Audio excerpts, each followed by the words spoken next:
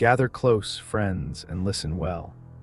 This is no common tale spun from campfire fancy, but one told to me by a man who carried the look of truth in his eyes and the weight of fear in his voice. He swore every word was real, and I believe him still. It is a story of a hidden trail in the Appalachian Mountains, a path seldom spoken of and never walked without consequence. Folks around those ridges say the trail doesn't lead where it ought to. Some claim it winds into places not marked on any map, places best left alone.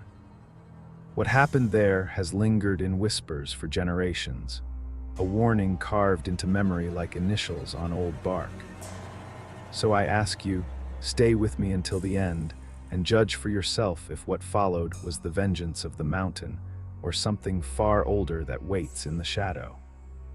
I came to the mountains with ink-stained fingers and a half-empty satchel, a man still sore from the sting of disgrace. The editor up in Richmond had called me a fool, a dreamer, and worse besides, after I dared print an account of superstitions gathered in another backwoods town.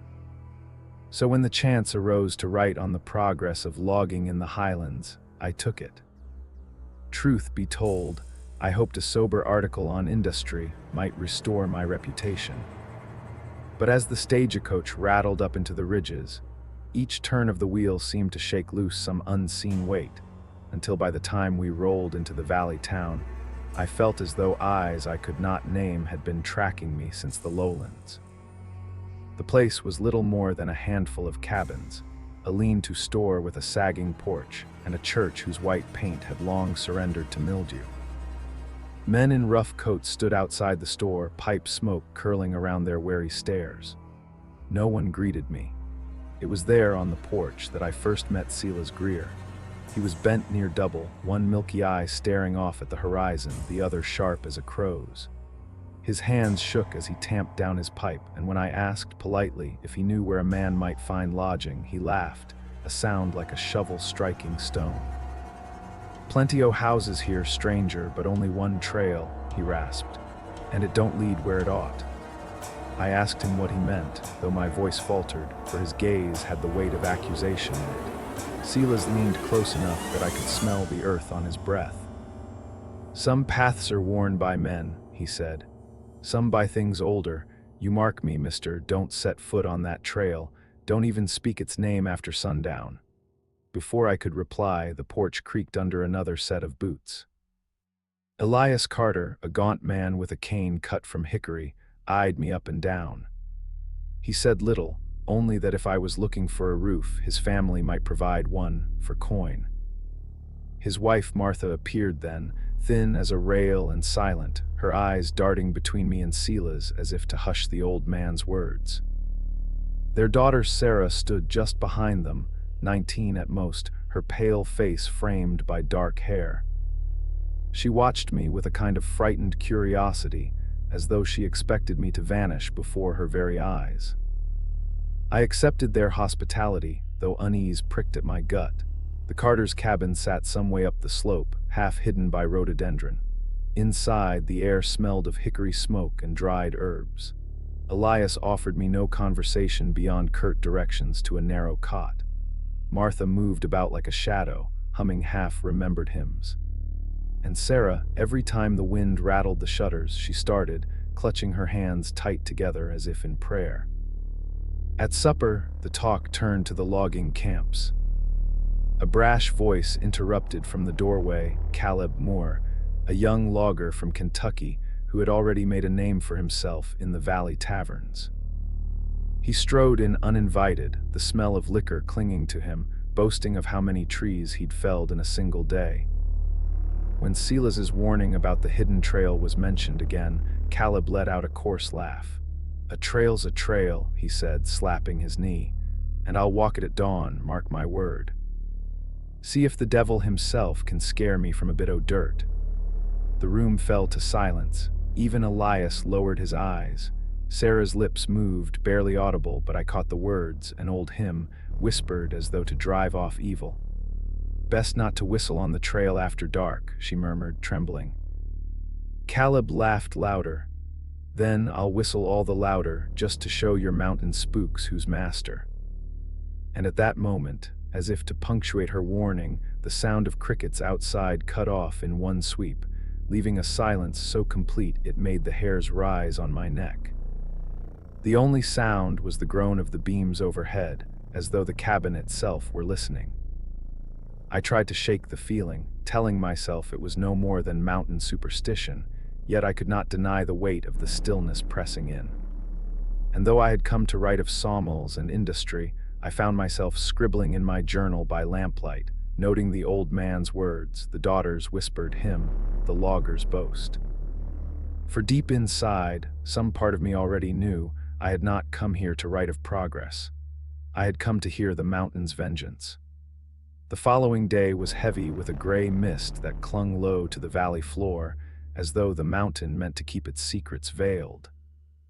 Caleb Moore was true to his boast, and by dusk he stood at the mouth of the hidden trail with his axe slung over one shoulder and a lantern in his other hand. I had accompanied him as far as the boundary where the ordinary logging road forked.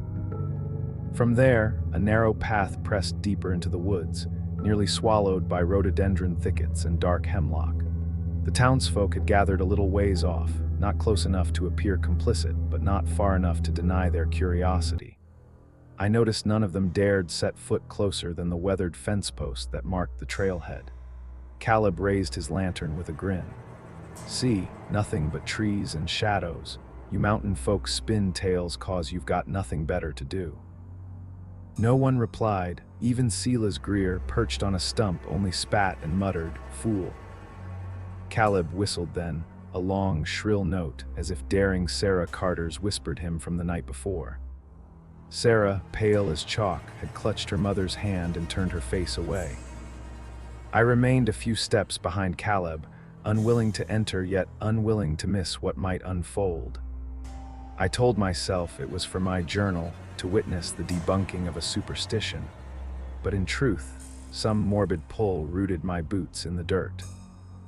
The first yards of the trail seemed harmless enough, damp earth, pine needles, the lantern casting a golden circle that bobbed with Caleb's stride. But within moments, and I swear it was no trick of distance, his light dimmed as though swallowed by the mist itself. 10 steps, 15. Then the lantern glow flickered like a dying star and winked out altogether. I called his name once, twice.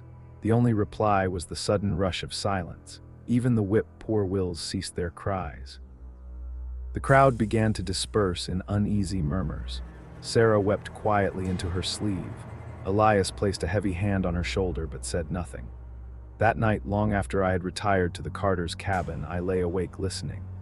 The air was still, the fire burned low, and the world seemed hushed in anticipation. Then, from somewhere deep in the timber, there came a sound, faint at first but unmistakable, an axe striking. Once, twice, metal against wood or perhaps against stone. Then a long pause, followed by nothing but the endless breath of the forest. I rose from my cot and pressed my face to the cabin window. The trees loomed black against the moonlight, their branches stiff as outstretched arms. I could see no glow, no movement. Only that emptiness. When the sound did not return, I sank back down, but sleep came thin and troubled, filled with dreams of lanterns falling into bottomless dark. By morning, Caleb had not returned. His fellow loggers muttered among themselves, but none dared mount a search. Elias Carter said only, "The mountain keeps its own," and forbade his daughter from stepping outside. I tried to reason with them, but even as the words left my lips, "He must have lost his way. Surely a search party is needed." I knew they would not answer. Their silence was more than fear. It was complicity, born of old knowledge they would not speak. And yet I could not let it be. Something in me, perhaps the journalist's hunger for truth, or perhaps the same curse that had brought Caleb to boast, compelled me toward the trail. I set out alone in the late afternoon, journal and lantern in hand. The mouth of the trail yawned before me like a wound in the hillside. The moment I stepped beyond the fence post, the air changed. The forest grew close, pressing in with the weight of centuries. Roots knotted across the path like veins. The soil gave off a damp, metallic scent. I walked perhaps 50 paces before I saw the first cairn, a small stack of stones balanced with unnatural precision. I turned another bend and found another, and another, each pile slightly taller than the last, marking not the way forward but the boundaries of something unspoken. The path seemed to shift as I walked. Once I glanced behind me and swore the trail bent in a direction it had not before. My own footprints seemed uncertain, half faded though I had left them moments earlier. Then I saw the carvings. At first I thought them idle marks of hunters, but as the lantern light brushed over the bark, I saw crude human shapes scratched deep into the trees. Their bodies were little more than stick figures, but their faces, hollow eyes, gaping mouths, seemed to leer at me. Sap oozed from the cuts like black tears. I turned back in haste, stumbling over roots until I emerged once more into the dying daylight of the road. My heart pounded, my breath short, though I had not walked far. That evening, Elias Carter sat across from me by the fire. His eyes reflected the flames like embers, his cane tapping softly against the floorboards.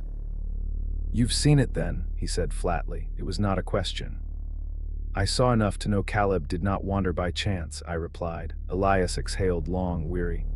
"My great-granddaddy cut timber where he ought not. Folk told him that trail was older'n any deed, belonged not to men but to the mountain itself. He laughed, much as Moore did, brought down a hemlock with a single swing." He paused. Martha's thin voice broke the silence, whispering a verse from Scripture. Elias lowered his head.